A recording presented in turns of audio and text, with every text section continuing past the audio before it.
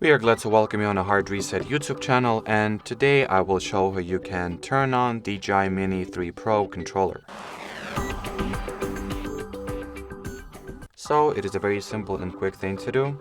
You will need to tap at the power button once and then tap and hold until you'll hear this beep, and once this status light glows red, starts glowing red rather, and you see the screen of your RC booted up, that means that the RC has been activated successfully. Or if you have an older version of the remote controller that does not have the built-in screen/tablet, the process is identical with this button, you'll just not see the screen. So the status light identifications will be the same. Anyway, that'll be it for this video. Thanks for watching, and bye bye.